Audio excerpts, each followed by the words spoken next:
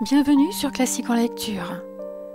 Arsène Lupin, L'Aiguille creuse de Maurice Leblanc, lu par Laurence de Bibliboom, sur une musique de Sergueï Kovtchik. Chapitre 3. Le cadavre.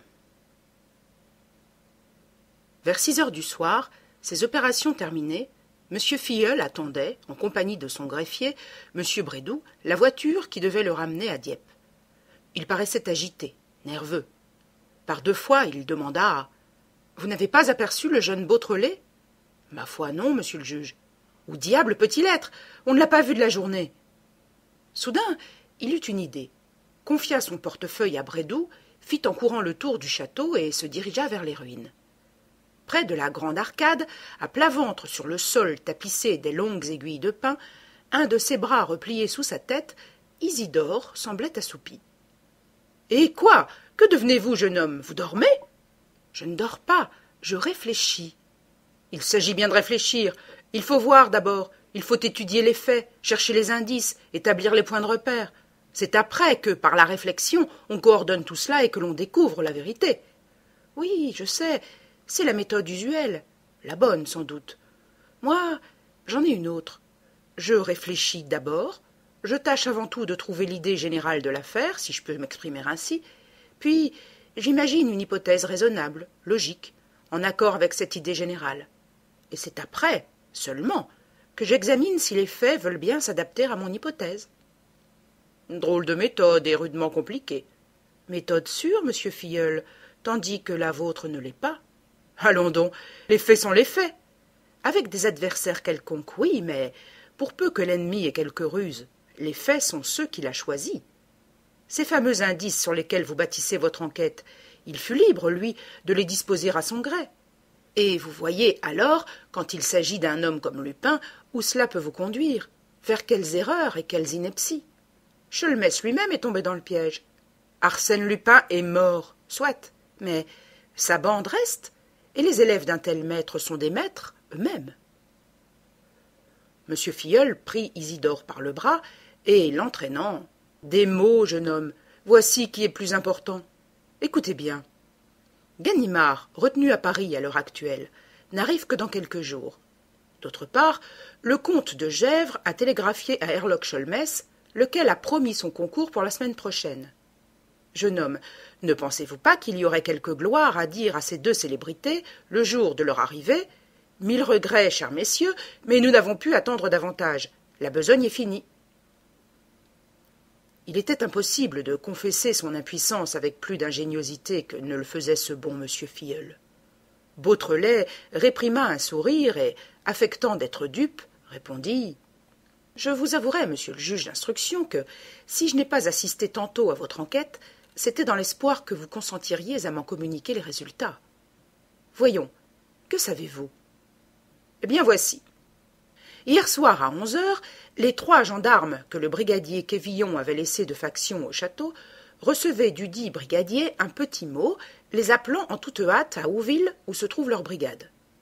Ils montèrent aussitôt à cheval, et quand ils arrivèrent, ils constatèrent qu'ils avaient été joués, que l'ordre était faux et qu'ils n'avaient plus qu'à retourner à Embrumésie. C'est ce qu'ils firent, sous la conduite du brigadier, mais leur absence avait duré 1h30, et pendant ce temps, le crime avait été commis. Dans quelles conditions? Dans les conditions les plus simples. Une échelle empruntée au bâtiment de la ferme fut apposée contre le second étage du château. Un carreau fut découpé, une fenêtre ouverte.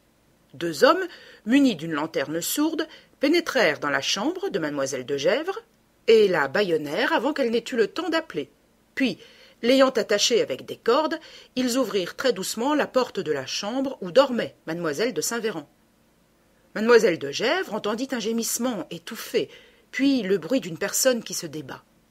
1 minute plus tard, elle aperçut les 2 hommes qui portaient sa cousine également liée et bâillonnée. Ils passèrent devant elle et s'en allèrent par la fenêtre. Épuisée, terrifiée, mademoiselle de Gesvres s'évanouit. Mais les chiens, monsieur de Gesvres n'avait-il pas acheté 2 molosses? On les a retrouvés morts, empoisonnés. Mais par qui? Personne ne pouvait les approcher. Mystère. Toujours est-il que les deux hommes ont traversé sans encombre les ruines et sont sortis par la fameuse petite porte. Ils ont franchi le bois taillis en contournant les anciennes carrières. Ce n'est qu'à 500 mètres du château, au pied de l'arbre appelé le Gros Chêne, qu'ils se sont arrêtés et qu'ils ont mis leur projet à exécution. Pourquoi, s'ils étaient venus avec l'intention de tuer mademoiselle de Saint-Véran, ne l'ont-ils pas frappée dans sa chambre? Je ne sais. Peut-être l'incident qui les a déterminés ne s'est-il produit qu'à leur sortie du château. Peut-être la jeune fille avait-elle réussi à se débarrasser de ses liens. Ainsi, pour moi, l'écharpe ramassée avait servi à lui attacher les poignets. En tout cas, c'est au pied du Gros Chêne qu'ils ont frappé.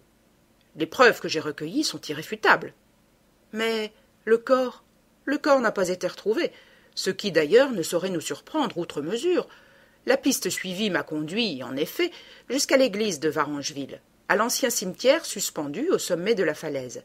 Là, c'est le précipice, un gouffre de plus de 100 mètres, et en bas, les rochers, la mer.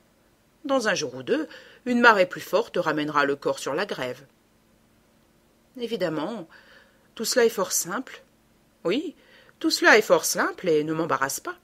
Lupin est mort, ses complices l'ont appris, et pour se venger, ainsi qu'ils l'avaient écrit, ils ont assassiné mademoiselle de Saint-Véran.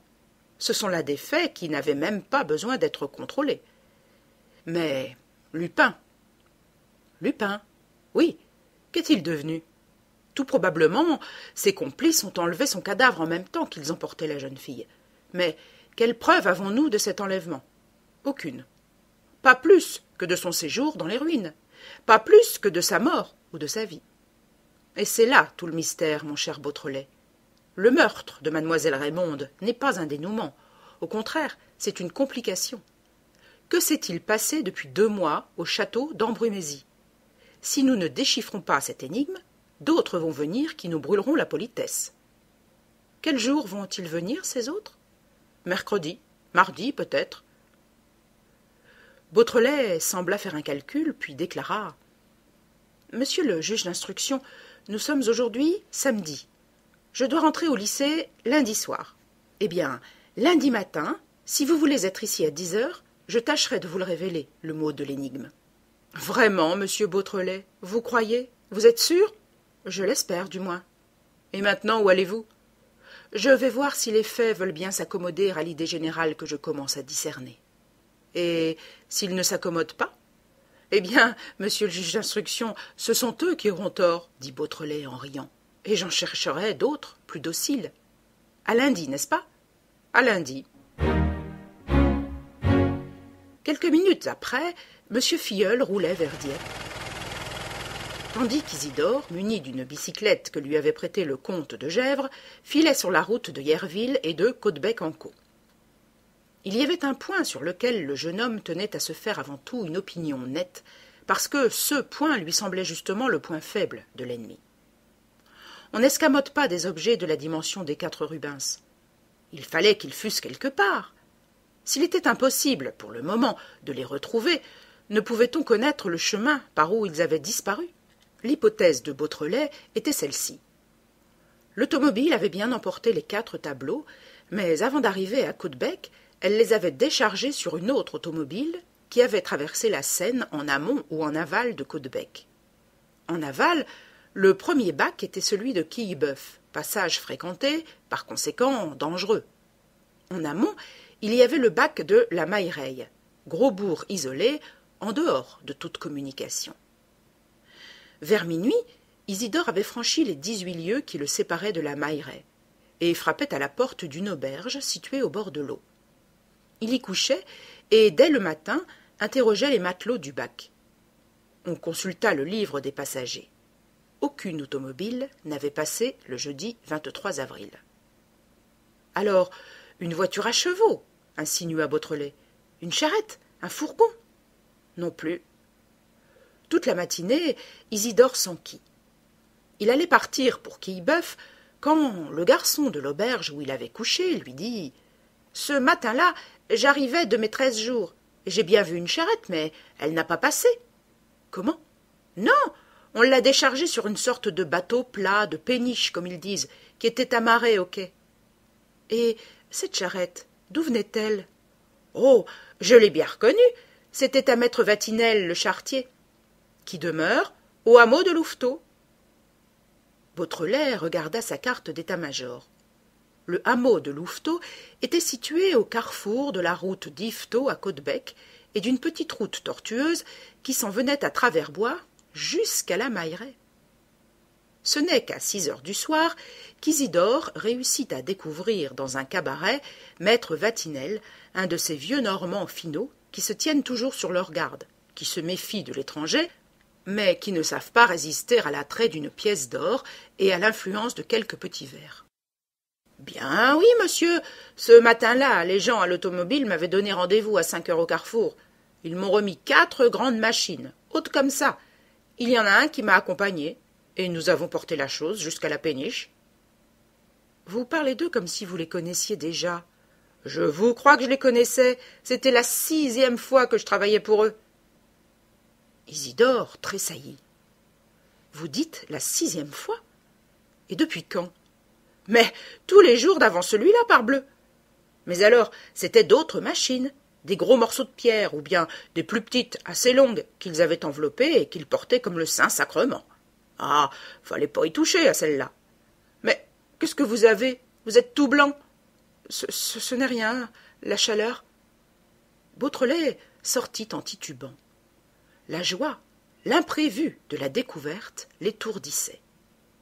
Il s'en retourna tout tranquillement, coucha le soir au village de Varengeville, passa le lendemain matin 1 heure à la mairie avec l'instituteur et revint au château. Une lettre l'y attendait au bon soin de monsieur le comte de Gesvres. Elle contenait ces lignes. « 2e avertissement, tais-toi, sinon… »« Allons, murmura-t-il, il va falloir prendre quelques précautions pour ma sûreté personnelle, sinon, comme ils disent… » Il était 9 heures.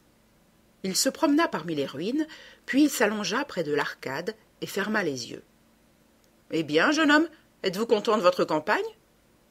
C'était M. Filleul qui arrivait à l'heure fixée.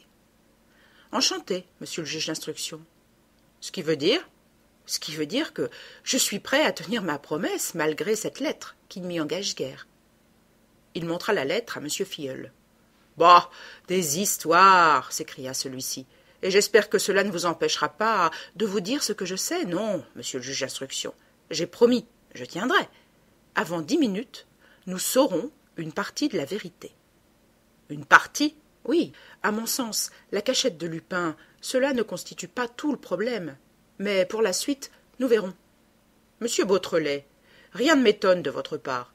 Mais comment avez-vous pu découvrir? Oh, tout naturellement.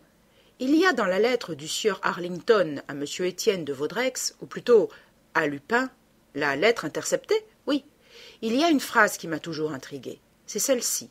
« À l'envoi des tableaux, vous joindrez le reste, si vous pouvez réussir, ce dont je doute fort. » En effet, je me souviens. Quel était ce reste? Un objet d'art? Une curiosité? Le château n'offrait rien de précieux que les Rubens et les tapisseries. Des bijoux?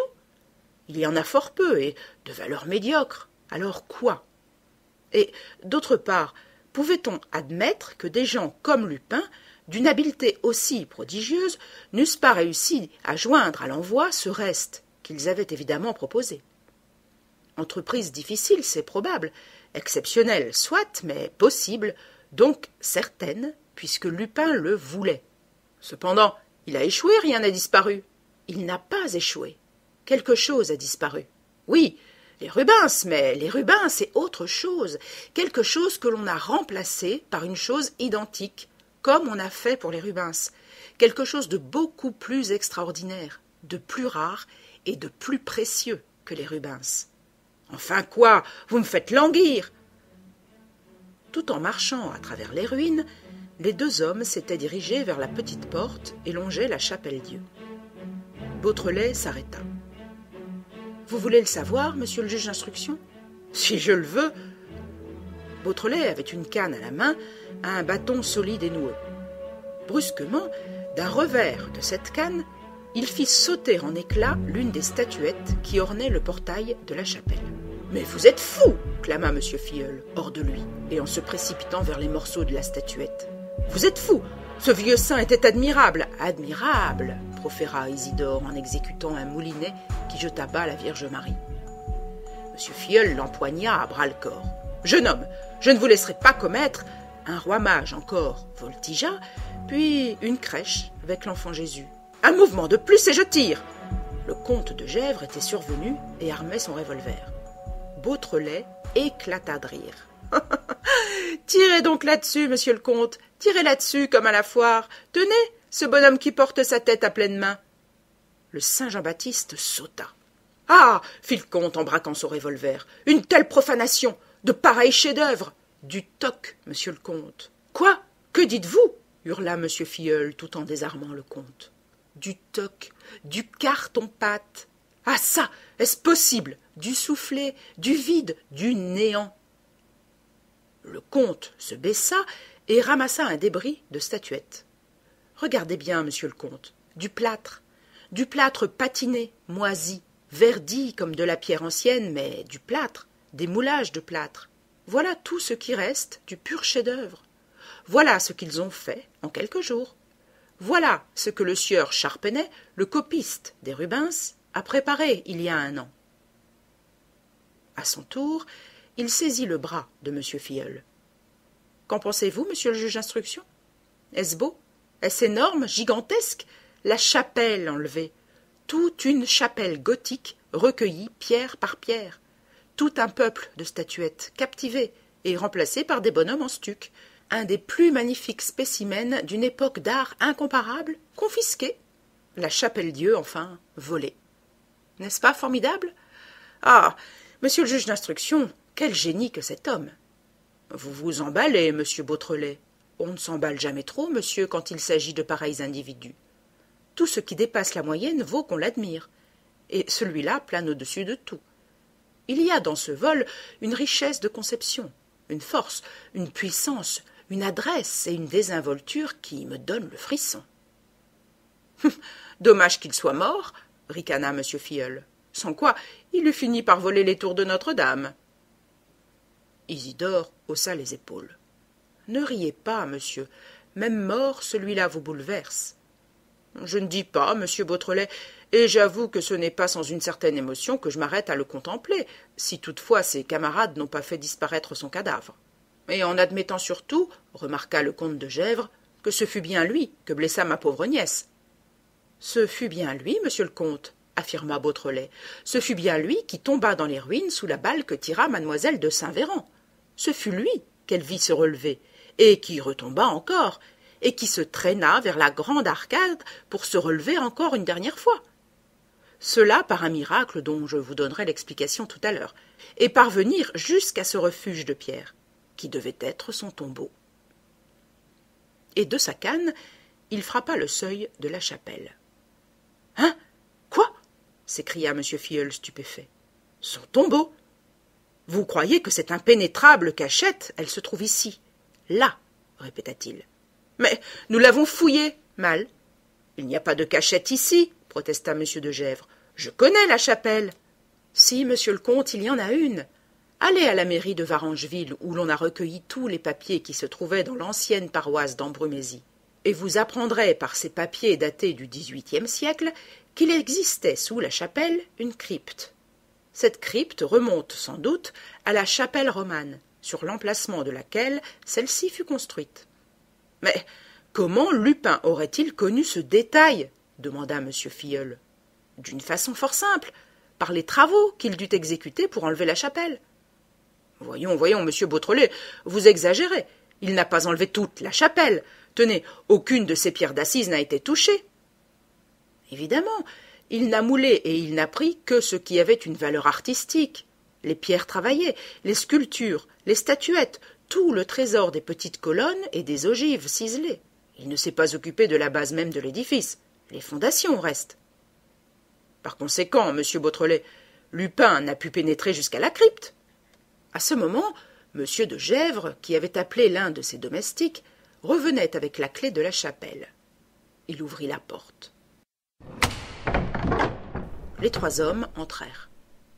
Après un instant d'examen, Beautrelet reprit.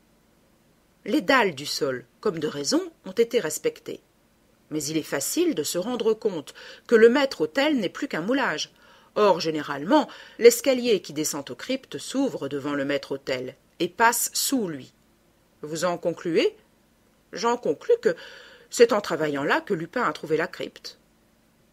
À l'aide d'une pioche que le comte envoya chercher, Beautrelet attaqua l'autel. Les morceaux de plâtre sautaient de droite et de gauche. « Fichtre !» murmura M. Filleul. « J'ai hâte de savoir. »« Moi aussi, » dit Beautrelet, dont le visage était pâle d'angoisse. Il précipita ses coups, et soudain sa pioche, qui jusqu'ici n'avait point rencontré de résistance, se heurta à une matière plus dure, et rebondit. On entendit comme un bruit d'éboulement, et ce qui restait de l'autel s'abîma dans le vide à la suite du bloc de pierre que la pioche avait frappé. Beautrelet se pencha, il fit flamber une allumette et la promena sur le vide. L'escalier commence plus en avant que je ne pensais, sous les dalles de l'entrée presque. J'aperçois les dernières marches. Est-ce profond? 3 ou 4 mètres. Les marches sont très hautes et il en manque. Il n'est pas vraisemblable, dit M. Filleul, que pendant la courte absence des 3 gendarmes, alors qu'on enlevait Mlle de Saint-Véran, il n'est pas vraisemblable que les complices aient eu le temps d'extraire le cadavre de cette cave. Et puis, pourquoi l'eussent-ils fait d'ailleurs? Non, pour moi, il est là. Un domestique leur apporta une échelle que Beautrelet introduisit dans l'excavation et qu'il planta, en tâtonnant, parmi les décombres tombés. Puis, il en maintint vigoureusement les 2 montants. « Voulez-vous descendre, monsieur Filleul ?» Le juge d'instruction, muni d'une bougie, s'aventura. Le comte de Gesvres le suivit. À son tour, Beautrelet posa le pied sur le premier échelon. Il y en avait 18, qu'il compta machinalement, tandis que ses yeux examinaient la crypte où la lueur de la bougie luttait contre les lourdes ténèbres. Mais, en bas, une odeur violente, immonde, le heurta. Une de ces odeurs de pourriture dont le souvenir par la suite vous obsède. Oh, cette odeur, il en eut le cœur qui chavira, et tout à coup, une main tremblante lui agrippa l'épaule. « Eh bien, quoi? Qu'y a-t-il? Beautrelet !» balbutia M. Filleul. Il ne pouvait parler, étreint par l'épouvante. « Voyons, monsieur le juge d'instruction, remettez-vous. Beautrelet, il est là. Hein? Oui. Il y avait quelque chose sous la grosse pierre qui s'est détachée de l'autel. J'ai poussé la pierre et j'ai touché. Oh, je n'oublierai jamais. Où est-il? De ce côté. Sentez-vous cette odeur? Et puis, tenez, regardez. » Il avait saisi la bougie et la projetait vers une forme étendue sur le sol. « Oh !» s'exclama Beautrelet avec horreur. Les 3 hommes se courbèrent vivement. À moitié nu, le cadavre s'allongeait, maigre, effrayant. La chair verdâtre, au ton de cire molle, apparaissait par endroits, entre les vêtements déchiquetés. Mais le plus affreux, ce qui avait arraché au jeune homme un cri de terreur, c'était la tête que venait d'écraser le bloc de pierre, la tête informe, masse hideuse où plus rien ne pouvait se distinguer.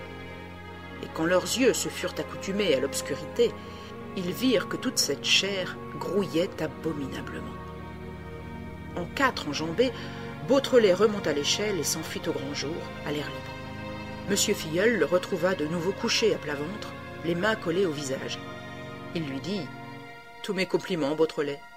Outre la découverte de la cachette, il est 2 points où j'ai pu contrôler l'exactitude de vos assertions. Tout d'abord, l'homme sur qui Mlle de Saint-Véran a tiré était bien Arsène Lupin, comme vous l'avez dit dès le début. De même, c'était bien sous le nom d'Étienne de Vaudreix qu'il vivait à Paris. Le linge est marqué aux initiales EV. Il me semble, n'est-ce pas, que la preuve suffit. » Isidore ne bougeait pas. Monsieur le comte est parti chercher le docteur Jouet, qui fera les constatations d'usage.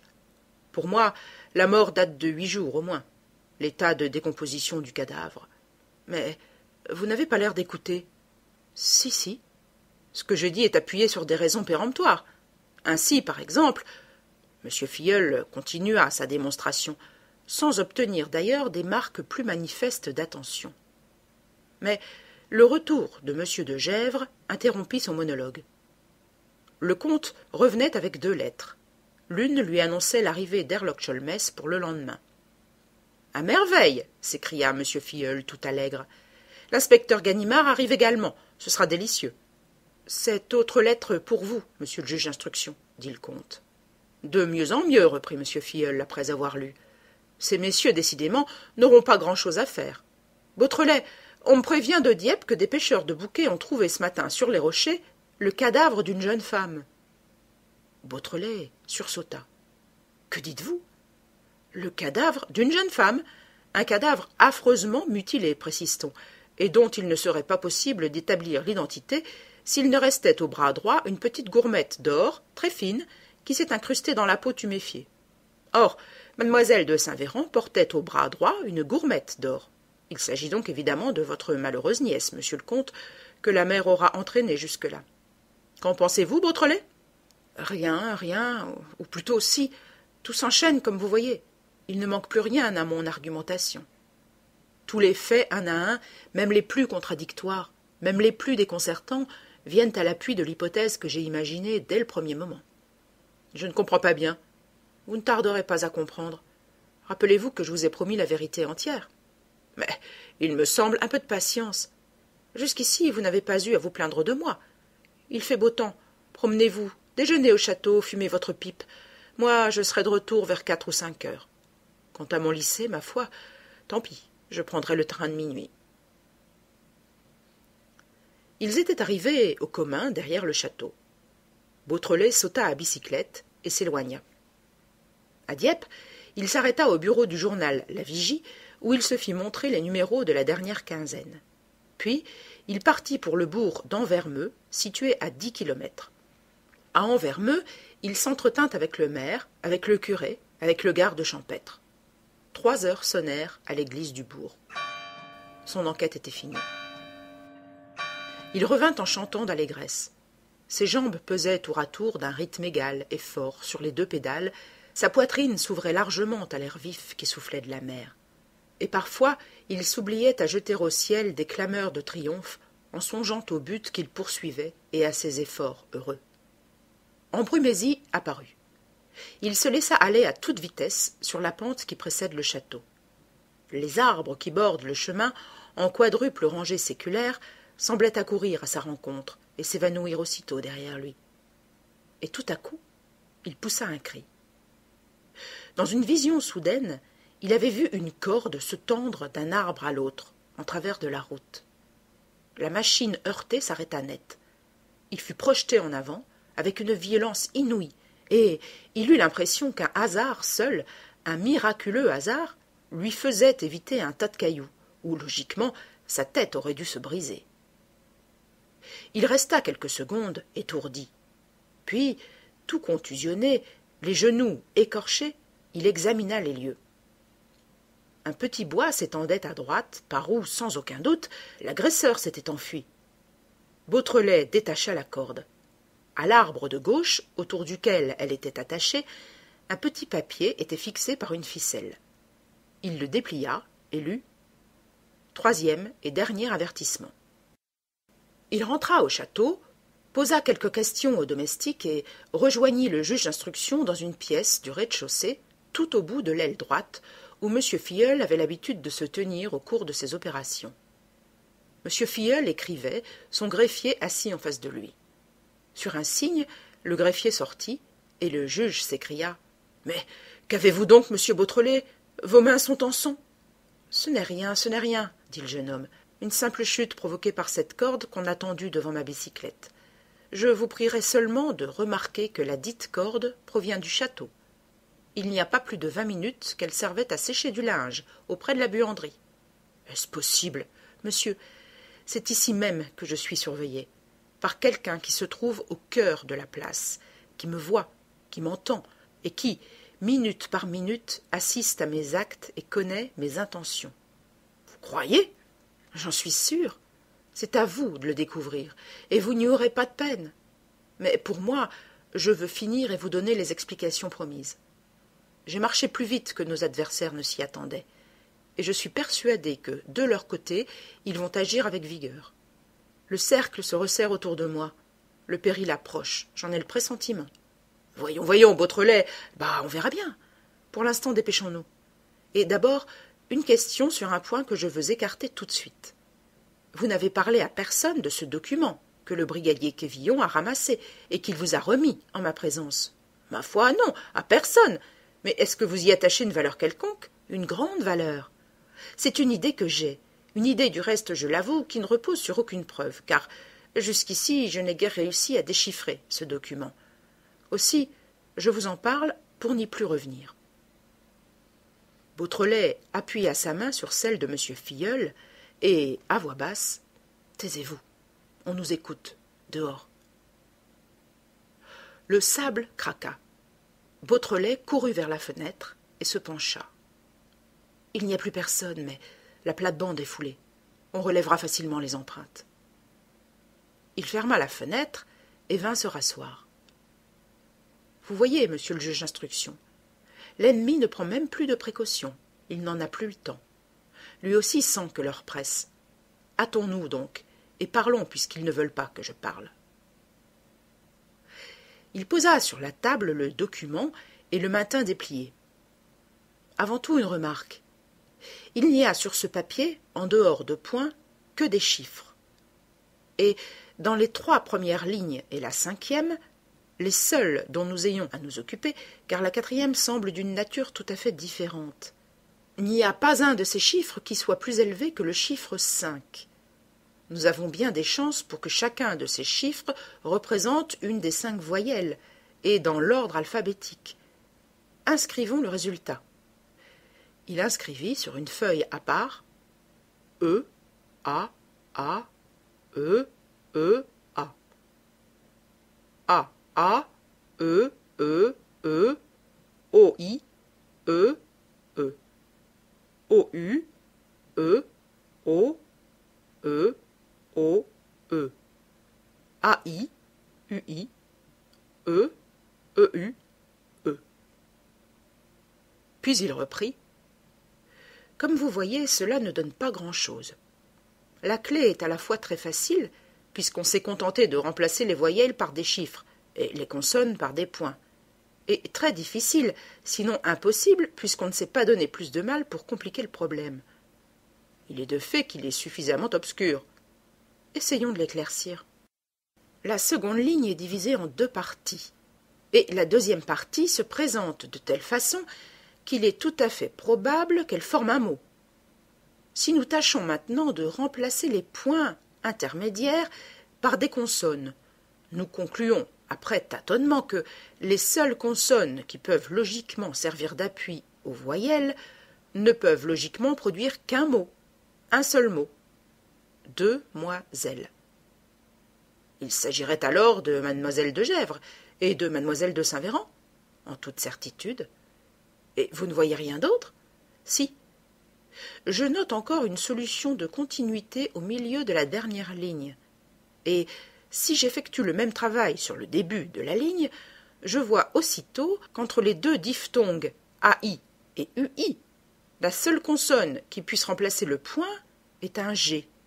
Et que, quand j'ai formé le début de ce mot aiguille, il est donc naturel et indispensable que j'arrive avec les 2 points suivants et le final au mot aiguille. En effet, le mot aiguille s'impose. Enfin, pour le dernier mot, j'ai 3 voyelles et 3 consonnes.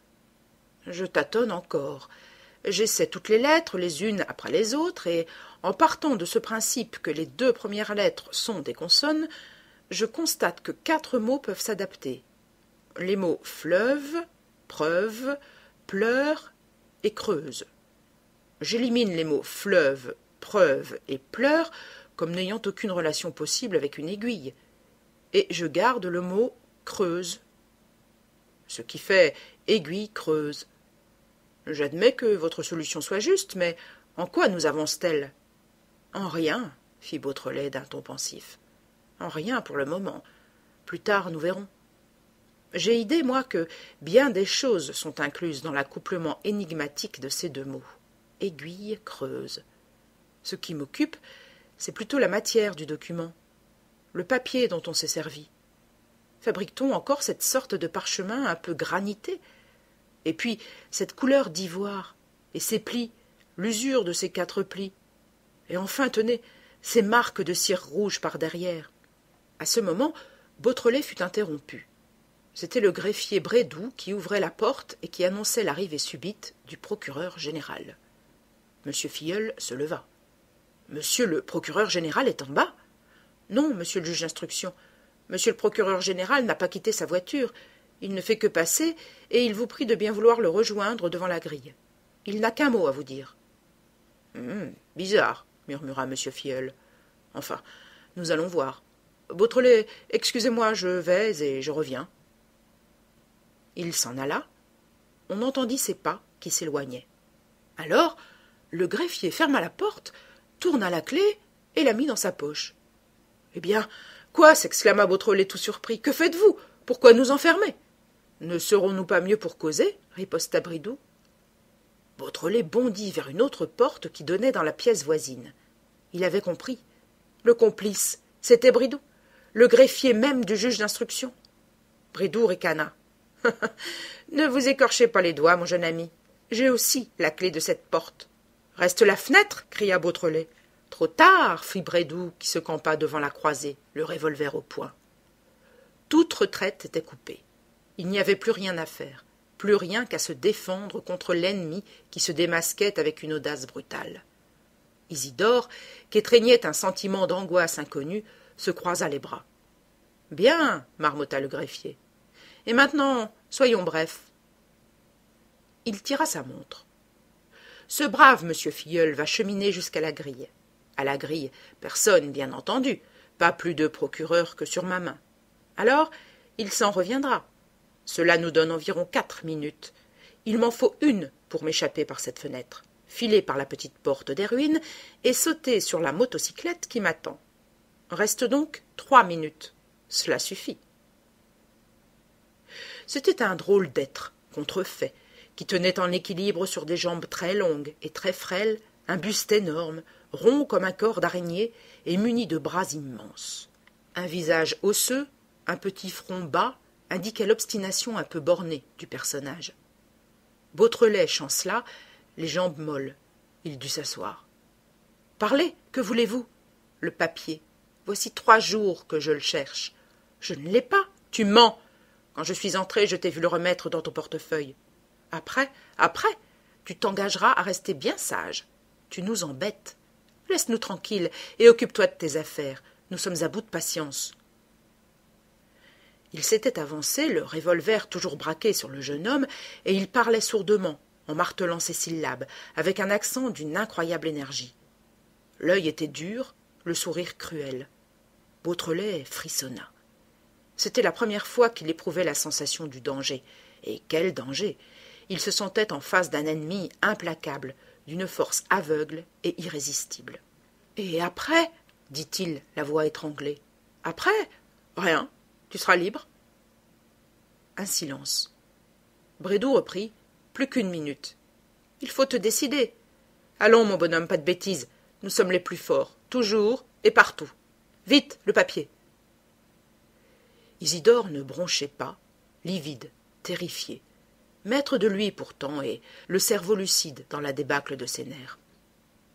À 20 centimètres de ses yeux, le petit trou noir du revolver s'ouvrait. Le doigt replié pesait visiblement sur la dente. Il suffisait d'un effort encore. « Le papier !» répéta Brédoux. « Sinon, le voici, » dit Beautrelet. Il tira de sa poche son portefeuille et le tendit au greffier qui s'en empara. « Parfait. Nous sommes raisonnables. Décidément, il y a quelque chose à faire avec toi. Un peu froussard, mais du bon sens. J'en parlerai aux camarades. Et maintenant, je file. Adieu. » Il rentra son revolver et tourna l'espagnolette de la fenêtre. Du bruit résonna dans le couloir. « Adieu, fit-il de nouveau. Il n'est que temps. » Mais une idée l'arrêta. D'un geste, il vérifia le portefeuille. « Tonnerre !» grinça-t-il. « Le papier n'y est pas. Tu m'as roulé. » Il sauta dans la pièce. 2 coups de feu retentirent. Isidore, à son tour, avait saisi son pistolet et il tirait. « Raté, mon bonhomme !» hurla Brédoux. « Ta main tremble, tu as peur. » Ils s'empoignèrent à bras-le-corps et roulèrent sur le parquet. À la porte, on frappait à coups redoublés. Isidore faiblit, tout de suite dominé par son adversaire. C'était la fin. Une main se leva au-dessus de lui, armé d'un couteau, et s'abattit. Une violente douleur lui brûla l'épaule, il lâcha prise. Il eut l'impression qu'on fouillait dans la poche intérieure de son veston et qu'on saisissait le document. Puis, à travers le voile baissé de ses paupières, il devina l'homme qui franchissait le rebord de la fenêtre. Les mêmes journaux qui, le lendemain matin, relataient les derniers épisodes survenus au château d'Embrumésie, le trucage de la chapelle, la découverte du cadavre d'Arsène Lupin et du cadavre de Raymonde, et enfin le meurtre de Beautrelet par Brédoux, greffier du juge d'instruction, les mêmes journaux annonçaient les 2 nouvelles suivantes. La disparition de Ganimard et l'enlèvement en plein jour, au cœur de Londres, alors qu'il allait prendre le train pour Douvres, l'enlèvement d'Herlock Sholmès. Ainsi donc, la bande de Lupin, un instant désorganisée par l'extraordinaire ingéniosité d'un gamin de 17 ans, reprenait l'offensive, et du premier coup, partout et sur tous les points, demeurait victorieuse. Les 2 grands adversaires de Lupin, Sholmès et Ganimard, supprimés. Beautrelet, hors de combat. Plus personne qui fût capable de lutter contre de tels ennemis.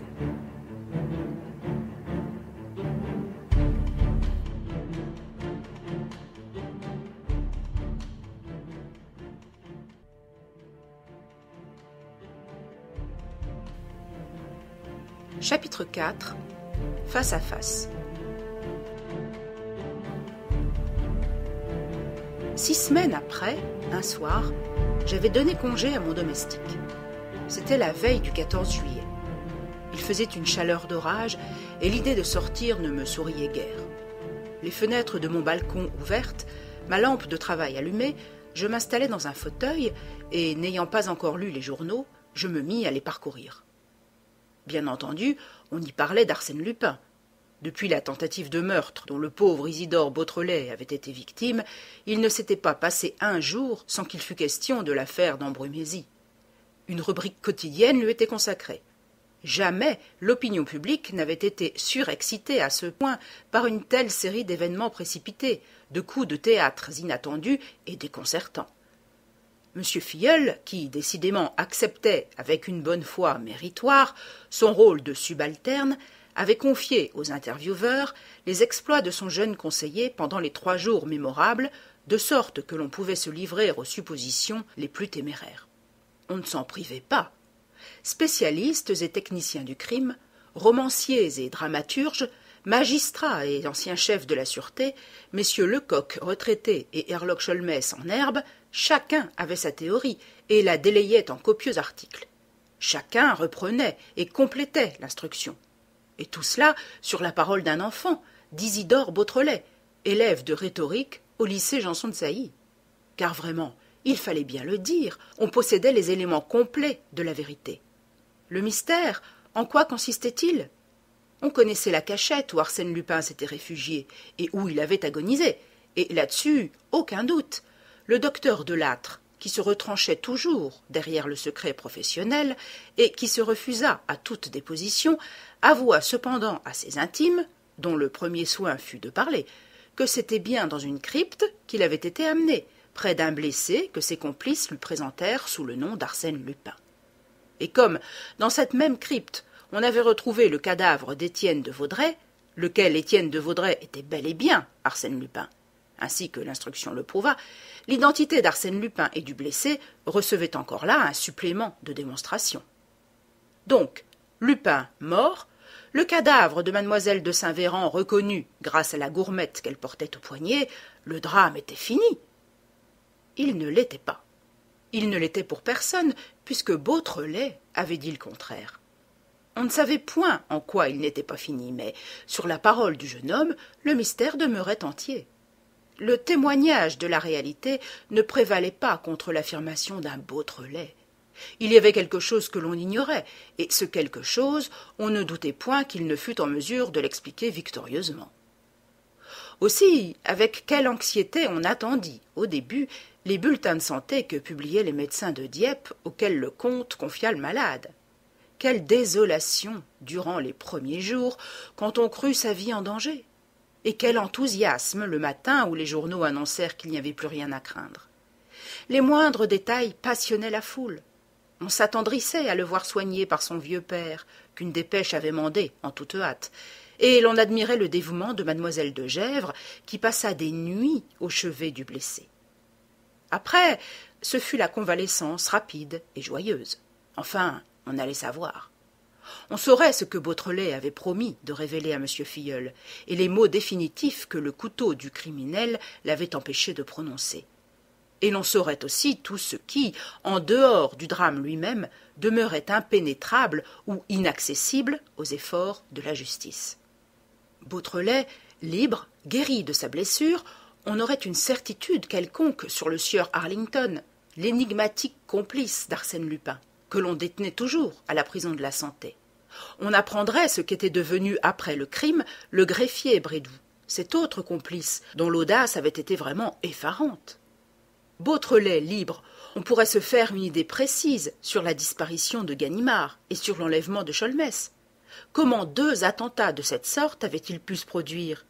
Les détectives anglais, aussi bien que leurs collègues de France, ne possédaient aucun indice à ce sujet. Le dimanche de la Pentecôte, Ganimard n'était pas rentré chez lui, le lundi non plus, et point davantage depuis 6 semaines. À Londres, le lundi de la Pentecôte, à 4 heures du soir, Herlock Sholmès prenait un cab pour se rendre à la gare.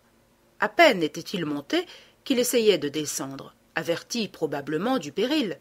Mais 2 individus escaladaient la voiture à droite et à gauche, le renversaient et le maintenaient entre eux, sous eux plutôt, vu l'exiguïté du véhicule. Et cela devant 10 témoins qui n'avaient pas le temps de s'interposer. Le cab s'enfuit au galop. Après, rien, on ne savait rien. Et peut-être aussi, par Beautrelet, aurait-on l'explication complète du document, de ce papier mystérieux auquel le greffier Brédoux attachait assez d'importance pour le reprendre, à coups de couteau, à celui qui le possédait. Le problème de l'aiguille creuse, comme l'appelaient les innombrables Oedipes qui, penchés sur les chiffres et sur les points, tâchaient de leur trouver une signification. L'aiguille creuse, association déconcertante de 2 mots, incompréhensible question que posait ce morceau de papier dont la provenance même était inconnue. Était-ce une expression insignifiante, le rébut d'un écolier qui barbouille d'encre un coin de feuille, ou bien était-ce 2 mots magiques par lesquels toute la grande aventure de l'aventurier Lupin prendrait son véritable sens? On ne savait rien. On allait savoir. Depuis plusieurs jours, les feuilles annonçaient l'arrivée de Beautrelet.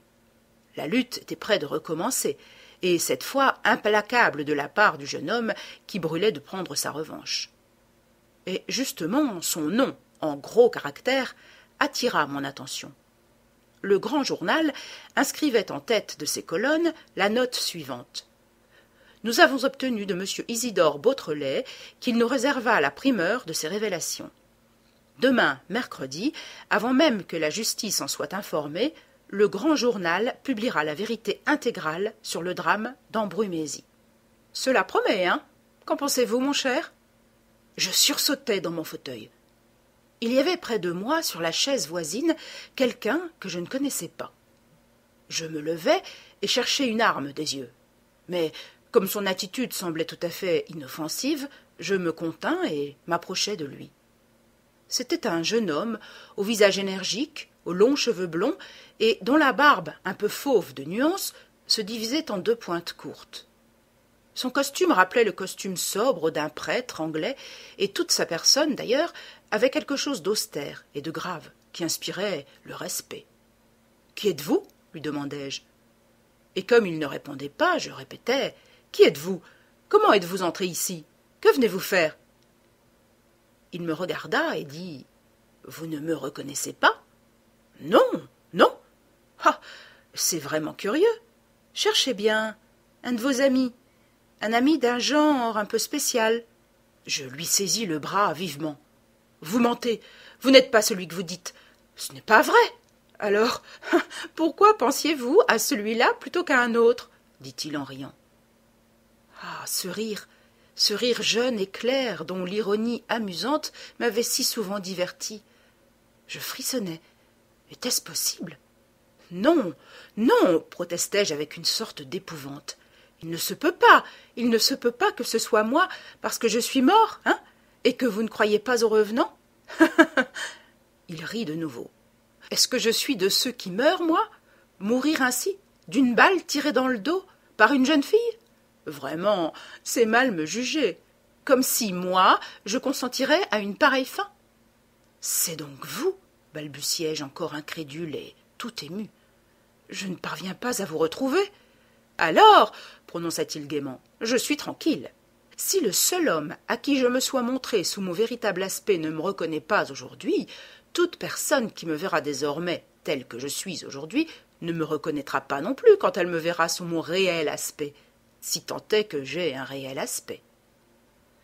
Je retrouvais sa voix, maintenant qu'il n'en changeait plus le timbre, et je retrouvais ses yeux aussi, et l'expression de son visage, et toute son attitude, et son être lui-même, à travers l'apparence dont il l'avait enveloppé. « Arsène Lupin » murmurai-je. « Oui, Arsène Lupin » s'écria-t-il en se levant. « Le seul et unique Lupin, retour du royaume des ombres, puisqu'il paraît que j'ai agonisé et trépassé dans une crypte.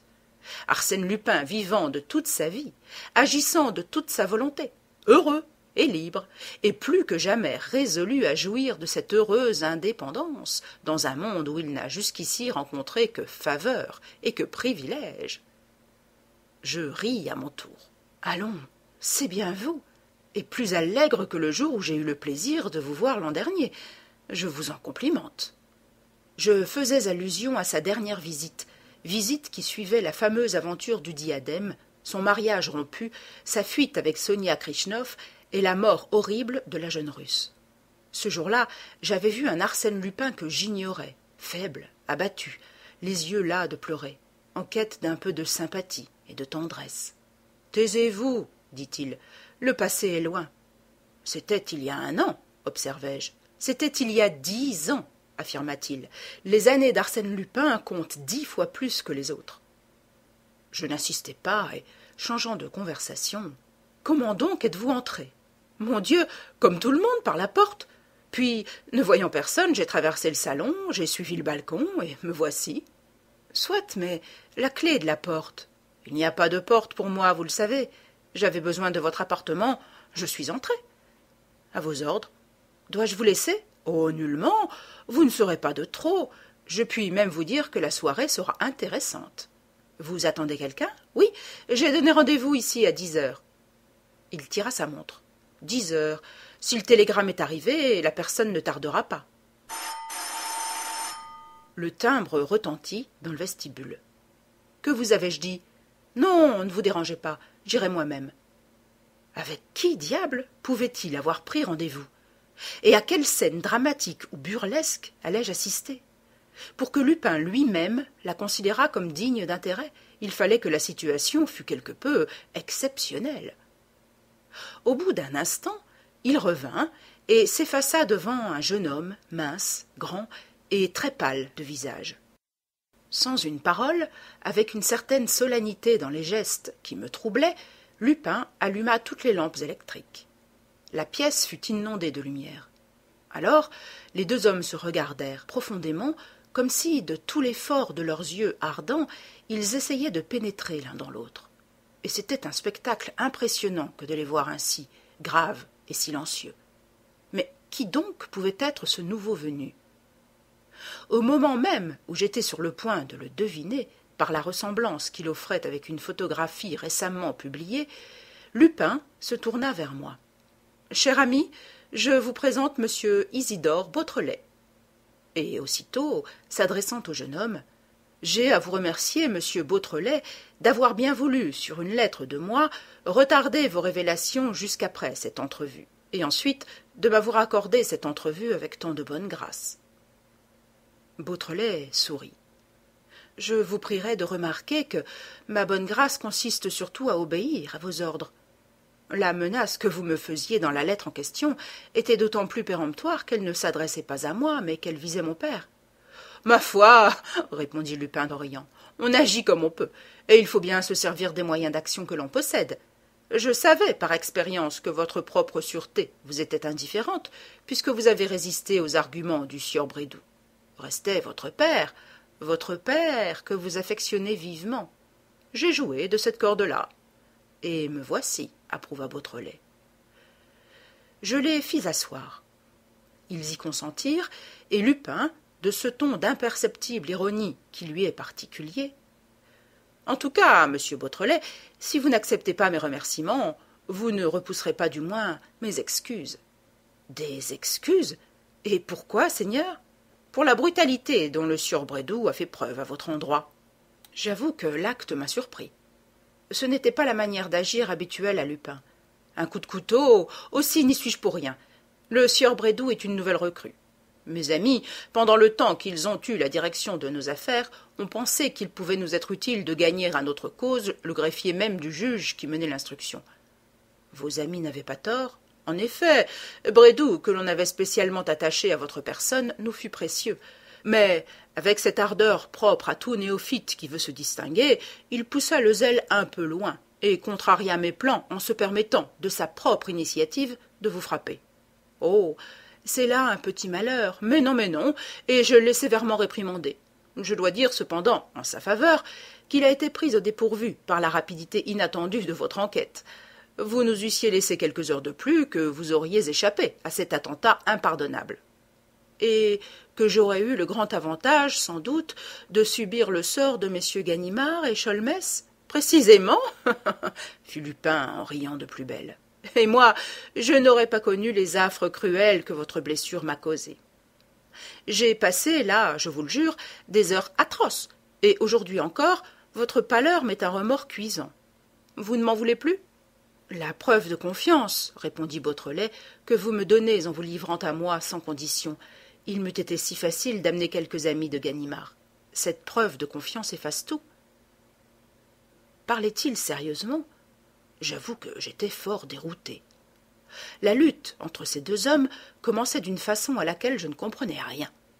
Moi, qui avais assisté à la première rencontre de Lupin et de Sholmès dans le café de la gare du Nord, je ne pouvais m'empêcher de me rappeler l'allure hautaine des deux combattants, le choc effrayant de leur orgueil sous la politesse de leurs manières, les rudes coups qu'ils se portaient, leurs feintes, leur arrogance. Ici, rien de pareil. Lupin, lui, n'avait pas changé. Même tactique et même affabilité narquoise. Mais à quel étrange adversaire il se heurtait ? Était-ce même un adversaire ? Vraiment, il n'en avait ni le ton ni l'apparence. Très calme, mais d'un calme réel, qui ne masquait pas l'emportement d'un homme qui se contient, très poli, mais sans exagération, souriant, mais sans raillerie, il offrait avec Arsène Lupin le plus parfait contraste, si parfait même que Lupin me semblait aussi dérouté que moi. Non, sûrement, Lupin n'avait pas en face de cet adolescent frêle, aux joues roses de jeune fille, aux yeux candides et charmants. Non, Lupin n'avait pas son assurance ordinaire. Plusieurs fois, j'observais en lui des traces de gêne. Il hésitait, n'attaquait pas franchement, perdait du temps en phrases doucereuses et en mièvreries. On aurait dit aussi qu'il lui manquait quelque chose. Il avait l'air de chercher, d'attendre. Quoi ? Quel secours ?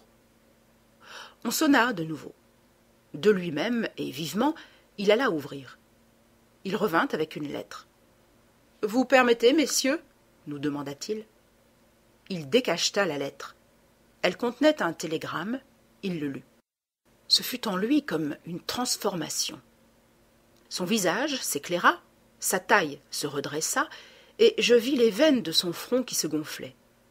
C'était l'athlète que je retrouvais, le dominateur, sûr de lui, maître des événements et maître des personnes. Il étala le télégramme sur la table et, le frappant d'un coup de poing, s'écria « Maintenant, monsieur Beautrelet, à nous deux !» Beautrelet se mit en posture d'écouter, et Lupin commença, d'une voix mesurée, mais sèche et volontaire. « Jetons bas les masques, n'est-ce pas, et plus de fadeurs hypocrites. Nous sommes deux ennemis qui savons parfaitement à quoi nous en tenir l'un sur l'autre.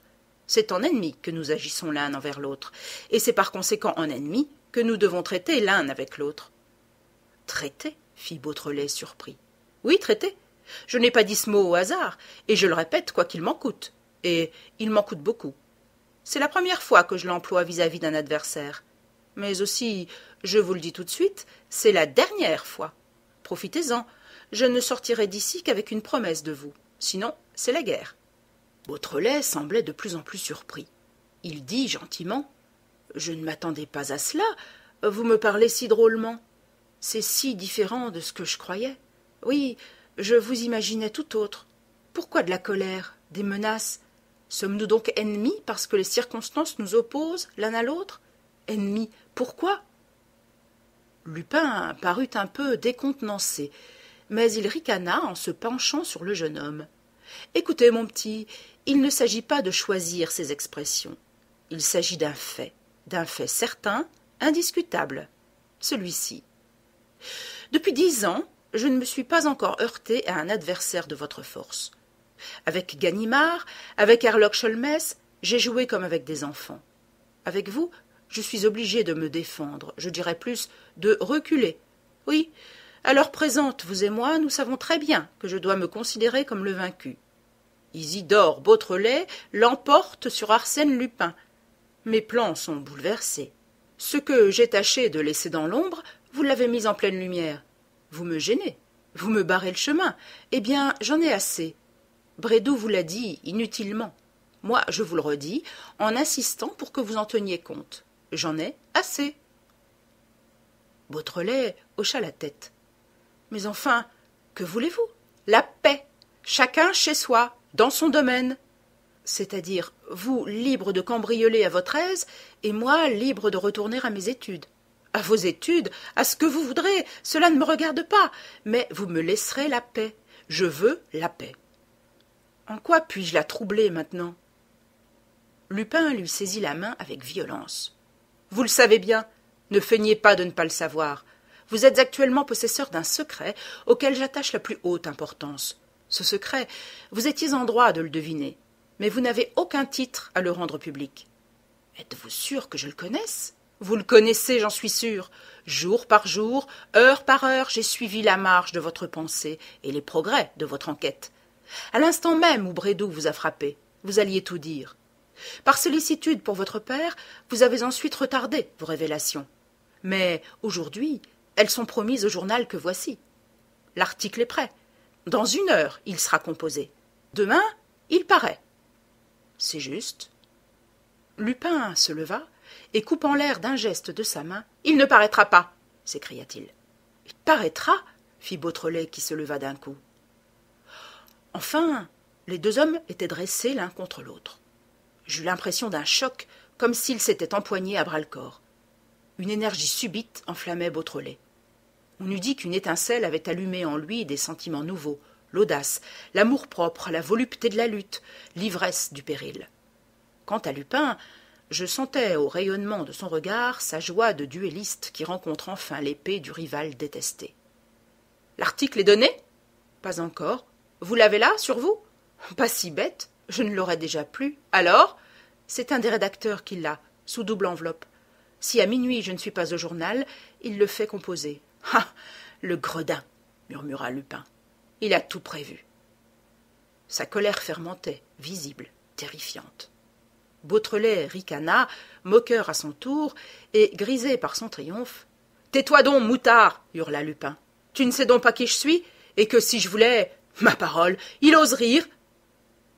Un grand silence tomba entre eux. Puis Lupin s'avança, et d'une voix sourde, ses yeux dans les yeux de Beautrelet, « Tu vas courir au grand journal. Non. Tu vas déchirer ton article. Non. Tu verras le rédacteur en chef. Non. Tu lui diras que tu t'es trompé. Non. Et tu écriras un autre article où tu donneras de l'affaire d'Ambremézy la version officielle, celle que tout le monde a acceptée. Non. » Lupin saisit une règle en fer qui se trouvait sur mon bureau et, sans effort, la brisa net. Sa pâleur était effrayante. Il essuya des gouttes de sueur qui perlaient à son front. Lui qui jamais n'avait connu de résistance à ses volontés, l'entêtement de cet enfant le rendait fou. Il imprima ses mains sur l'épaule de Beautrelet et scanda « Tu feras tout cela, Beautrelet. Tu diras que tes dernières découvertes t'ont convaincu de ma mort, qu'il n'y a pas là-dessus le moindre doute. Tu le diras parce que je le veux, parce qu'il faut qu'on croie que je suis mort. Tu le diras surtout parce que, si tu ne le dis pas, parce que si je ne le dis pas, ton père sera enlevé cette nuit, comme Ganimard et Herlock Sholmès l'ont été. » Beautrelet sourit. « Ne ris pas, réponds !» Je réponds qu'il m'est fort désagréable de vous contrarier, mais j'ai promis de parler, je parlerai. Parle dans le sens que je t'indique. Je parlerai dans le sens de la vérité, s'écria Beautrelet ardemment. C'est une chose que vous ne pouvez pas comprendre, vous, le plaisir, le besoin plutôt de dire ce qui est et de le dire à haute voix. La vérité est là, dans ce cerveau qui l'a découverte, et elle en sortira toute nue et toute frémissante. L'article passera donc tel que je l'ai écrit. On saura que Lupin est vivant, on saura la raison pour laquelle il voulait qu'on le crût mort, on saura tout. Et il ajouta tranquillement, et mon père ne sera pas enlevé. Ils se turent encore une fois tous les deux, leurs regards toujours attachés l'un à l'autre. Ils se surveillaient. Les épées étaient engagées jusqu'à la garde, et c'était le lourd silence qui précède le coup mortel. Qui donc allait le porter? Lupin murmura « Cette nuit, à 3 heures du matin, sauf avis contraire de moi, 2 de mes amis ont ordre de pénétrer dans la chambre de ton père, de s'emparer de lui, de gré ou de force, de l'emmener et de rejoindre Ganimard et Herlock Sholmès. » Un éclat de rire strident lui répondit. « Mais tu ne comprends donc pas, brigand, s'écria Beautrelet, que j'ai pris mes précautions? Alors tu t'imagines que je suis assez naïf pour avoir bêtement, stupidement renvoyé mon père chez lui, dans la petite maison isolée qu'il occupait en rase campagne? » Oh, le joli rire ironique qui animait le visage du jeune homme. Rire nouveau sur ses lèvres, rire où se sentait l'influence même de Lupin. Et ce tutoiement insolent qui le mettait du premier coup au niveau de son adversaire. Il reprit. « Vois-tu, Lupin, ton grand défaut, c'est de croire tes combinaisons infaillibles. Tu te déclares vaincu. Quelle blague! Tu es persuadé qu'en fin de compte, et toujours, tu l'emporteras. Et tu oublies que les autres peuvent avoir aussi leur combinaison. La mienne est très simple, mon bon ami. » C'était délicieux de l'entendre parler. Il allait et venait, les mains dans ses poches, avec la crânerie, avec la désinvolture d'un gamin qui harcèle la bête féroce enchaînée. Vraiment, à cette heure, il vengeait de la plus terrible des vengeances toutes les victimes du grand aventurier. Et il conclut « Lupin, mon père n'est pas en Savoie. Il est à l'autre bout de la France, au centre d'une grande ville, gardé par 20 de nos amis qui ont ordre de ne pas le quitter de vue jusqu'à la fin de notre bataille. Veux-tu des détails? Il est à Cherbourg, dans la maison d'un des employés de l'Arsenal, arsenal qui est fermé la nuit, et où l'on ne peut pénétrer le jour qu'avec une autorisation et en compagnie d'un guide. » Il s'était arrêté en face de Lupin et le narguait comme un enfant qui fait une grimace à un camarade. « Qu'en dis-tu, maître ?» Depuis quelques minutes, Lupin demeurait immobile. Pas un muscle de son visage n'avait bougé. Que pensait-il? À quel acte allait-il se résoudre? Pour quiconque savait la violence farouche de son orgueil, un seul dénouement était possible. L'effondrement total, immédiat, définitif de son ennemi. Ses doigts se crispèrent. J'eus une seconde la sensation qu'il allait se jeter sur lui et l'étrangler. « Qu'en dis-tu, maître ?» répéta Beautrelet. Lupin saisit le télégramme qui se trouvait sur la table, le tendit et prononça, très maître de lui, « Tiens, bébé, lis cela. » Beautrelet devint grave, subitement impressionné par la douceur du geste. Il déplia le papier et, tout de suite, relevant les yeux, murmura « Que signifie je ne comprends pas. »« Tu comprends toujours bien le premier mot, dit Lupin. Le premier mot de la dépêche, c'est-à-dire le nom de l'endroit d'où elle fut expédiée. Regarde, Cherbourg. »« Oui, oui, balbutia Beautrelet. Oui, Cherbourg, et après? Et après? Il me semble que la suite n'est pas moins claire. Enlèvement du colis terminé. Camarades sont partis avec lui et attendront instruction jusqu'à 8 heures matin. Tout va bien. Qu'y a-t-il donc là qui te paraisse obscur? Le mot colis? Bah, on ne pouvait guère écrire Monsieur Beautrelet, père. Alors, quoi, la façon dont l'opération fut accomplie? Le miracle grâce auquel ton père fut arraché de l'arsenal de Cherbourg, malgré ses 20 gardes du corps? Bah, c'est de l'enfance de l'art. Toujours est-il que le colis est expédié. Que dis-tu de cela, bébé? De tout son être tendu, de tout son effort exaspéré, Isidore tâchait de faire bonne figure. Mais on voyait le frissonnement de ses lèvres, sa mâchoire qui se contractait, ses yeux qui essayaient vainement de se fixer sur un point. Il bégaya quelques mots, se tut et, soudain, s'affaissant sur lui-même, les mains à son visage, il éclata en sanglots. « Oh, papa, papa !» Dénouement imprévu, qui était bien l'écroulement que réclamait l'amour-propre de Lupin, mais qui était autre chose aussi, autre chose d'infiniment touchant et d'infiniment naïf. Lupin eut un geste d'agacement et prit son chapeau, comme excédé par cette crise insolite de sensiblerie. Mais, au seuil de la porte, il s'arrêta, hésita, puis revint, pas à pas, lentement. Le bruit doux des sanglots s'élevait comme la plainte triste d'un petit enfant que le chagrin accable. Les épaules marquaient le rythme navrant. Des larmes apparaissaient entre les doigts croisés. Lupin se pencha et, sans toucher Beautrelet, il lui dit d'une voix où il n'y avait pas le moindre accent de raillerie, ni même cette pitié offensante des vainqueurs. « Ne pleure pas, petit. Ce sont là des coups auxquels il faut s'attendre quand on se jette dans la bataille, tête baissée, comme tu l'as fait. Les pires désastres vous guettent. C'est notre destin de lutteur qu'il veut ainsi. Il faut le subir courageusement. » Puis, avec douceur, il continua. « Tu avais raison, vois-tu, nous ne sommes pas ennemis. Il y a longtemps que je le sais. Dès la première heure, j'ai senti pour toi, pour l'être intelligent que tu es, une sympathie involontaire, de l'admiration. Et c'est pourquoi je voulais te dire ceci. Ne t'en froisse pas, surtout. Je serais désolé de te froisser, mais il faut que je te le dise. Eh bien, renonce à lutter contre moi. Ce n'est pas par vanité que je te le dis. Ce n'est pas non plus parce que je te méprise, mais, vois-tu, la lutte est trop inégale. Tu ne sais pas, personne ne sait toutes les ressources dont je dispose. Tiens, ce secret de l'aiguille creuse que tu cherches si vainement à déchiffrer. Admets un instant que ce soit un trésor formidable, inépuisable, ou bien un refuge invisible, prodigieux, fantastique, ou bien les deux peut-être. Songe à la puissance surhumaine que j'en puis tirer.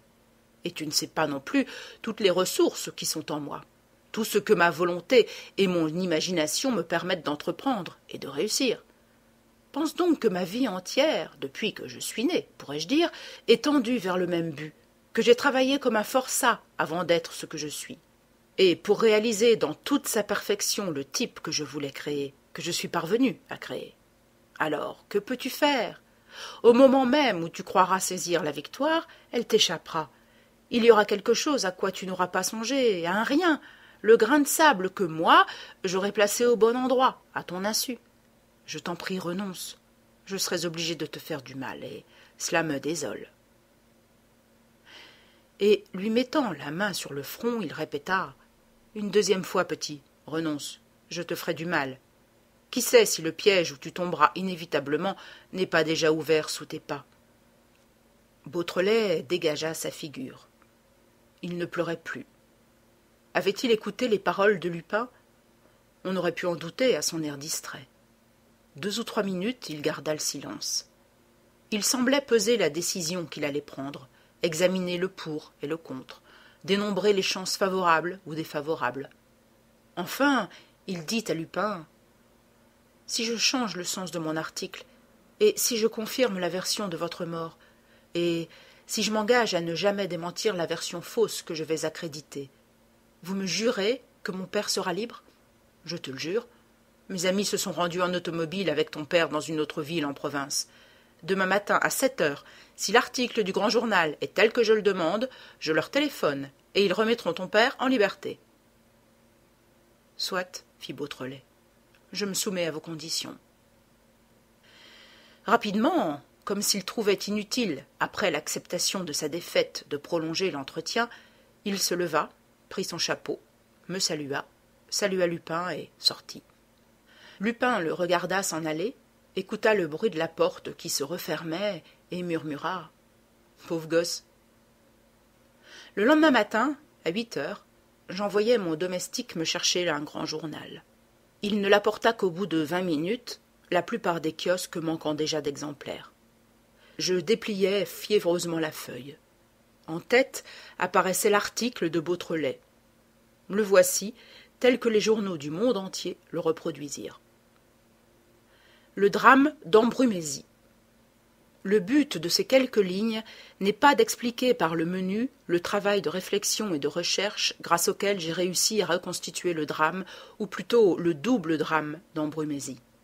À mon sens, ce genre de travail et les commentaires qu'il comporte, déduction, induction, analyse, tout cela n'offre qu'un intérêt relatif, et en tout cas fort banal. Non, je me contenterai d'exposer les deux idées directrices de mes efforts, et par là même, il se trouvera qu'en les exposant, en y résolvant les deux problèmes qu'elles soulèvent, j'aurai raconté cette affaire tout simplement, en suivant l'ordre même des faits qui la constituent. On remarquera peut-être que certains de ces faits ne sont pas prouvés, et que je laisse une part assez large à l'hypothèse. C'est vrai. Mais j'estime que mon hypothèse est fondée sur un assez grand nombre de certitudes pour que la suite des faits, même non prouvés, s'impose avec une rigueur inflexible. La source se perd souvent sous le lit de cailloux. Ce n'en est pas moins la même source que l'on revoit aux intervalles où se reflète le bleu du ciel. J'énonce ainsi la première énigme non point de détail, mais d'ensemble, qui me sollicita. Comment se fait-il que Lupin, blessé à mort, pourrait-on dire, ait vécu 40 jours sans soins, sans médicaments, sans aliments, au fond d'un trou obscur? Reprenons du début. Le jeudi 16 avril, à 4 heures du matin, Arsène Lupin, surpris au milieu d'un de ses plus audacieux cambriolages, s'enfuit par le chemin des ruines et tombe blessé d'une balle. Il se traîne péniblement, retombe et se relève avec l'espoir acharné de parvenir jusqu'à la chapelle. Là se trouve la crypte que le hasard lui a révélée. S'il peut s'y tapir, peut-être est-il sauvé. À force d'énergie, il en approche, il en est à quelques mètres lorsqu'un bruit de pas survient. Harassé, perdu, il s'abandonne. L'ennemi arrive. C'est mademoiselle Raymonde de Saint-Véran. Tel est le prologue du drame, ou plutôt la première scène du drame. Que se passa-t-il entre eux? Il est d'autant plus facile de le deviner que la suite de l'aventure nous donne toutes les indications. Au pied de la jeune fille, il y a un homme blessé, que la souffrance épuise, et qui, dans 2 minutes, sera capturé. Cet homme, c'est elle qui l'a blessé. Va-t-elle le livrer également? Si c'est lui l'assassin de Jean Daval, oui, elle laissera le destin s'accomplir. Mais, en phrases rapides, il lui dit la vérité sur ce meurtre légitime commis par son oncle, M. de Gesvres. Elle le croit. Que va-t-elle faire? Personne ne peut les voir. Le domestique Victor surveille la petite porte. L'autre, Albert, posté à la fenêtre du salon, les a perdus de vue, l'un et l'autre. Livrera-t-elle l'homme qu'elle a blessé? Un mouvement de pitié irrésistible, que toutes les femmes comprendront, entraîne la jeune fille. Dirigée par Lupin, en quelques gestes, elle pansa la blessure avec son mouchoir pour éviter les marques que le sang laisserait. Puis, se servant de la clé qu'il lui donne, elle ouvre la porte de la chapelle. Il entre, soutenu par la jeune fille. Elle referme, s'éloigne. Albert arrive. Si l'on avait visité la chapelle à ce moment, ou tout au moins durant les minutes qui suivirent, Lupin, n'ayant pas eu le temps de retrouver ses forces, de lever la dalle et de disparaître par l'escalier de la crypte, Lupin était pris. Mais cette visite n'eut lieu que 6 heures plus tard, et de la façon la plus superficielle. Lupin est sauvé. Et sauvé par qui? Par celle qui faillit le tuer. Désormais, qu'elle le veuille ou non, mademoiselle de Saint-Véran est sa complice. Non seulement elle ne peut plus le livrer, mais il faut qu'elle continue son œuvre, sans quoi le blessé périra dans l'asile où elle a contribué à le cacher. Et elle continue. D'ailleurs, si son instinct de femme lui rend la tâche obligatoire, il la lui rend également facile. Elle a toutes les finesses, elle prévoit tout. C'est elle qui donne au juge d'instruction un faux signalement d'Arsène Lupin. Qu'on se rappelle la divergence d'opinion des 2 cousines à cet égard. C'est elle, évidemment, qui, à certains indices que j'ignore, devine, sous son déguisement de chauffeur, le complice de Lupin. C'est elle qui l'avertit. C'est elle qui lui signale l'urgence d'une opération. C'est elle, sans doute, qui substitue une casquette à l'autre. C'est elle qui fait écrire le fameux billet où elle est désignée et menacée personnellement. Comment, après cela, pourrait-on la soupçonner? C'est elle qui, au moment où j'allais confier au juge d'instruction mes premières impressions, prétend m'avoir aperçu, la veille, dans le bois taillis, inquiète M. Filleul sur mon compte et me réduit au silence. Manœuvre dangereuse, certes, puisqu'elle éveille mon attention et la dirige contre elle, qui m'accable d'une accusation que je sais fausse, mais manœuvre efficace, puisqu'il s'agit avant tout de gagner du temps et de me fermer la bouche.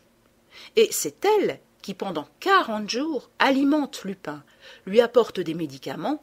Qu'on interroge le pharmacien Douvilly, il montrera les ordonnances qu'il a exécutées pour mademoiselle de Saint-Véran. Elle, enfin, qui soigne le malade, le panse, le veille et le guérit.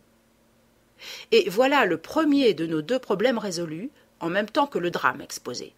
Arsène Lupin a trouvé près de lui, au château même, le secours qui lui était indispensable, d'abord pour n'être pas découvert, ensuite pour vivre. Maintenant, il vit.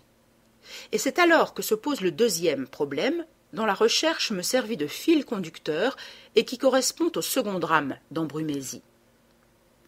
Pourquoi Lupin, vivant, libre de nouveau à la tête de sa bande, tout puissant comme jadis, pourquoi Lupin fait-il des efforts désespérés, des efforts auxquels je me heurte incessamment, pour imposer à la justice et au public l'idée de sa mort? Il faut se rappeler que mademoiselle de Saint-Véran était fort jolie. Les photographies que les journaux ont reproduites après sa disparition ne donnent qu'une idée imparfaite de sa beauté. Il arrive alors ce qui ne pouvait pas ne pas arriver. Lupin qui, pendant 40 jours, voit cette belle jeune fille, qui désire sa présence quand elle n'est pas là, qui subit, quand elle est là, son charme et sa grâce, qui respire, quand elle se penche sur lui, le parfum frais de son haleine, Lupin s'éprend de sa garde malade. La reconnaissance devient de l'amour, l'admiration devient de la passion.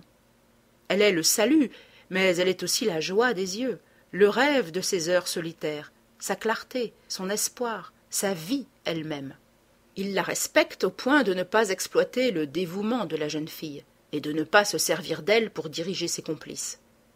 Il y a du flottement, en effet, dans les actes de la bande, mais il l'aime aussi, et ses scrupules s'atténuent. Et comme mademoiselle de Saint-Véran ne se laisse point toucher par un amour qui l'offense, comme elle espace ses visites à mesure qu'elles se font moins nécessaires, et comme elle les cesse le jour où il est guéri, désespéré, affolé de douleur, il prend une résolution terrible. Il sort de son repère, prépare son coup, et le samedi 6 juin, aidé de ses complices, enlève la jeune fille. Ce n'est pas tout. Ce rapt, il ne faut pas qu'on le connaisse. Il faut couper court aux recherches, aux suppositions, aux espérances même. Mademoiselle de Saint-Véran passera pour morte. Un meurtre est simulé, des preuves sont offertes aux investigations. Le crime est certain. Crime prévu d'ailleurs, crime annoncé par les complices, crime exécuté pour venger la mort du chef, et par là même, voyez l'ingéniosité merveilleuse d'une pareille conception, par là même se trouve amorcée la croyance à cette mort.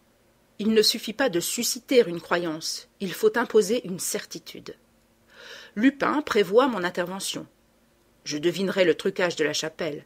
Je découvrirai la crypte, et comme la crypte sera vide, tout l'échafaudage s'écroulera. La crypte ne sera pas vide. De même, la mort de mademoiselle de Saint-Véran ne sera définitive que si la mère rejette son cadavre. La mère rejettera le cadavre de mademoiselle de Saint-Véran. La difficulté est formidable? Le double obstacle infranchissable? Oui, pour tout autre que Lupin, mais non pour Lupin. Ainsi qu'il l'avait prévu, je devine le trucage de la chapelle, je découvre la crypte et je descends dans la tanière où Lupin s'est réfugié. Son cadavre est là. Toute personne qui eût admis la mort de Lupin comme possible eût été déroutée. Mais pas une seconde je n'avais admis cette éventualité. Par intuition d'abord, par raisonnement ensuite. Le subterfuge devenait alors inutile et vaines toutes les combinaisons. Je me dis aussitôt que le bloc de pierre ébranlé par une pioche avait été placé là avec une précision bien curieuse, que le moindre heurt devait le faire tomber, et qu'en tombant, il devait inévitablement réduire en bouillie la tête du faux Arsène Lupin, de façon à le rendre méconnaissable. Aucune trouvaille. Une demi-heure après, j'apprends que le cadavre de mademoiselle de Saint-Véran a été découvert sur les rochers de Dieppe, ou plutôt un cadavre que l'on estime être celui de mademoiselle de Saint-Véran, pour cette raison que le bras porte un bracelet semblable à l'un des bracelets de la jeune fille. C'est d'ailleurs la seule marque d'identité, car le cadavre est méconnaissable. Là-dessus, je me souviens, et je comprends. Quelques jours auparavant, j'ai lu dans un numéro de la Vigie de Dieppe qu'un jeune ménage d'Américains, de séjour à Anvermeux, s'est empoisonné volontairement, et que la nuit même de leur mort, leurs cadavres ont disparu. Je cours à Anvermeux. L'histoire est vraie, me dit-on, sauf en ce qui concerne la disparition, puisque ce sont les frères mêmes des deux victimes qui sont venus réclamer les cadavres et qui les ont emportés après les constatations d'usage. Ces frères, nul doute qu'ils ne s'appelassent Arsène Lupin et consorts.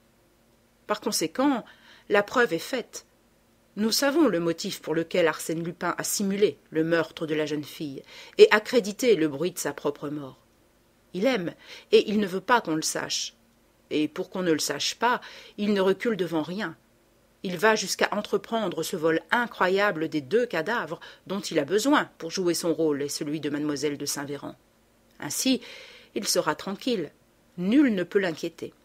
Personne ne soupçonnera la vérité qu'il veut étouffer. Personne? Si. 3 adversaires au besoin pourraient concevoir quelques doutes. Ganimard, dont on attend la venue, Herlock Sholmès, qui doit traverser le détroit, et moi qui suis sur les lieux. Il y a là un triple péril. Il le supprime. Il enlève Ganimard, il enlève Herlock Sholmès, il me fait administrer un coup de couteau par Brédoux. Un seul point reste obscur. Pourquoi Lupin a-t-il mis tant d'acharnement à me dérober le document de l'Aiguille creuse? Il n'avait pourtant pas la prétention, en le reprenant, d'effacer de ma mémoire le texte des 5 lignes qu'il compose. Alors pourquoi? A-t-il craint que la nature même du papier, ou tout autre indice, ne me fournît quelque renseignement? Quoi qu'il en soit, telle est la vérité sur l'affaire d'Embrumésie. Je répète que l'hypothèse joue, dans l'explication que j'en propose, un certain rôle, de même qu'elle a joué un grand rôle dans mon enquête personnelle. Mais si l'on attendait les preuves et les faits pour combattre Lupin, on risquerait fort, ou bien de les attendre toujours, ou bien d'en découvrir qui, préparé par Lupin, conduirait juste à l'opposé du but. J'ai confiance que les faits, quand ils seront tous connus, confirmeront mon hypothèse sur tous les points. Ainsi donc, Beautrelet, un moment dominé par Arsène Lupin, troublé par l'enlèvement de son père et résigné à la défaite, Beautrelet, en fin de compte, n'avait pu se résoudre à garder le silence. La vérité était trop belle et trop étrange, les preuves qu'il en pouvait donner trop logiques et trop concluantes pour qu'il acceptât de la travestir. Le monde entier attendait ces révélations. Il parlait. Le soir même du jour où son article parut, les journaux annonçaient l'enlèvement de M. Beautrelet, père. Isidore en avait été averti par une dépêche de Cherbourg, reçue à 3 heures.